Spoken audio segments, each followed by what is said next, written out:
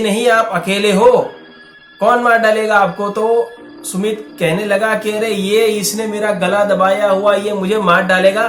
और तभी दोस्तों कुछ इंसानों के जीवन में भूतिया घटनाएं कुछ इस तरीके से, कुछ अजीबोगरीब तरीके से घट जाती हैं, उसके बारे में कुछ कह पाना या कुछ सोच पाना बड़ा ही मुश्किल हो जाता है। क्यों कई घटनाएं कुछ प्रिडिक्टेबल होती हैं जिसके बारे में प्रिडिक्ट कर सकते हैं। कई घटनाओं के बारे में हम जानते हैं कि हाँ, हमको पता होता है कि ये जगह हॉन्टेड है या फलाना हाईवे हॉन्टेड या कुछ ऐसी जगह है जहां हमको पता होता है कि नहीं यहाँ कुछ ऐसी घटनाएं घटती हैं। और कोई जगह ऐसी होती है जहां अचानक ही कोई ऐसी घटना घट जाती है जिसके बारे में कभी आपने सोचा ही ना हो। आज की कहानी भी हमारी ऐसी ही है। हमारी कहानी के हीरो सुमित, हीरो तो क्या कहें, एक विक्टिम है सुमित, जो बिहार से प्रतापगढ़ जा रहे थे उत्तर प्रदेश। वहां पे प्रतापगढ़ से कुछ 2-3 स्टेशन पहले अंतु नाम का एक बहुत छोटा सा स्टेशन आता है, छोटा सा टाउन है, और वहीं के गांव के ये रहने वाले थे। अपने घर जा रहे थे तो इनके बड़े पापा का लड़का, इनका कजिन, उनको लेने के लिए आने वाला था। अब सुमित की ट्रेन रात को एग्जैक्ट 2:15 बजे उनको अंतु स्टेशन पे उतारती है। वो उतरते हैं, उनके पहले से मोबाइल पे बात हुई थी अपने भाई के साथ में, जिसने कहा था कि भैया आप जब पहुंचोगे तब मैं स्टेशन पर ही रहूंगा।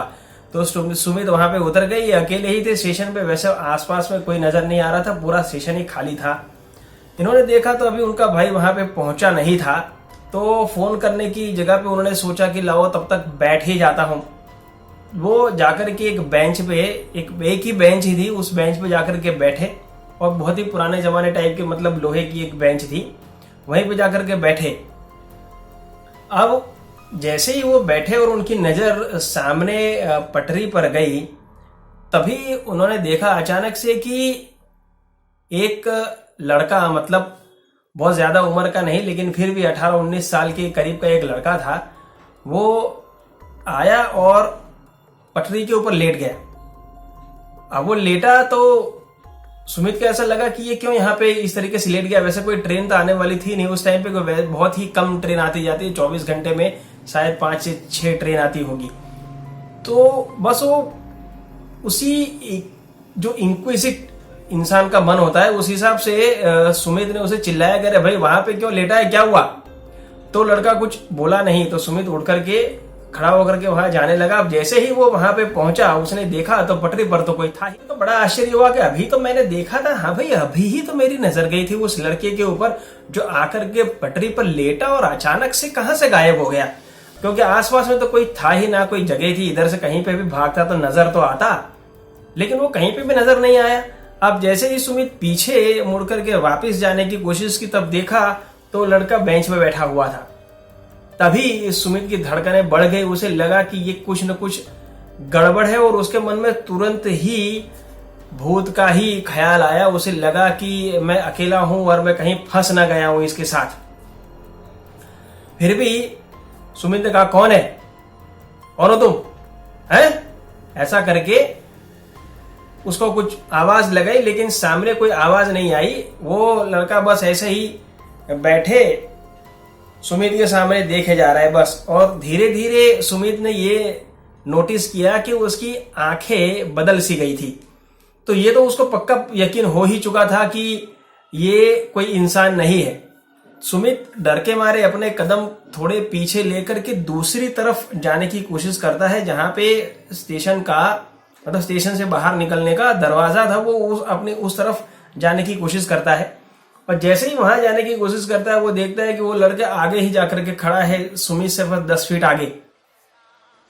अब उसे देख करके सुमित समझ गया कि ये मुझे मारना ही चाहते हैं, और सुमित वहां से उल्टा वापस से भागा।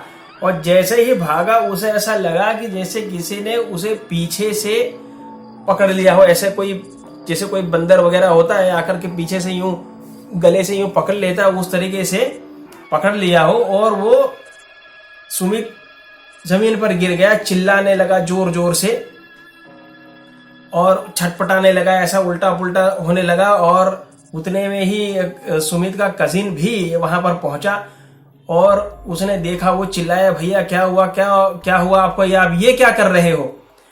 तो सुमित ने कहा अगर ये मुझे मार डालेगा, मुझे बचाओ, मुझे बचाओ। लेकिन उसके भाई ने कहा कि कौन मार डालेगा भैया, यहाँ तो कोई है ही नहीं, आप अकेले हो, कौन मार डालेगा आपको। तो सुमित कहने लगा कि अरे ये इसने मेरा गला दबाया हुआ, ये मुझे मार डालेगा।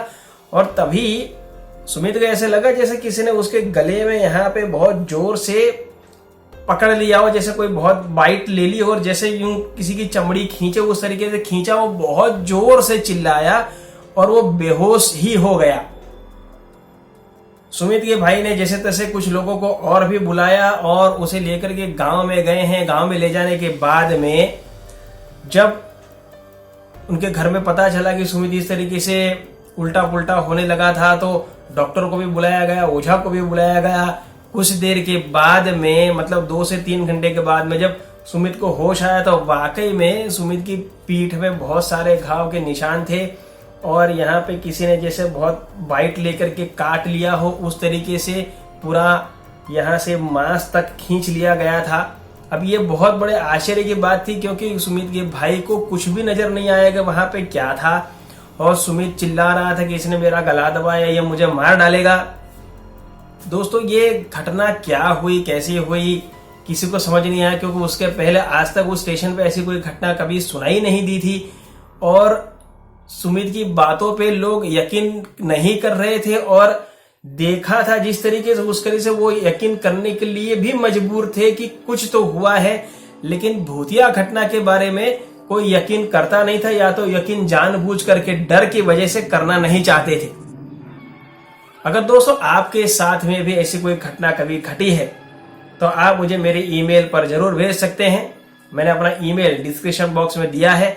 अगर आपके साथ घटी हो या आपने कहीं से सुनी हो और आपको लगता है कि मैं उसे रिप्रेजेंट करूं तो आप मुझे जरूर मेरे ईमेल पर भेजिए, मैं वो वीडियो बनाऊंगा। हो सकता है अगला वीडियो आप ही का हो। आहट एक अनहोनी की चैनल पर भूतिया कहानियों का सिलसिला ऐसे ही चलता रहेगा। तो मिलते हैं अगले वीडियो में, तब तक के लिए धन्यवाद।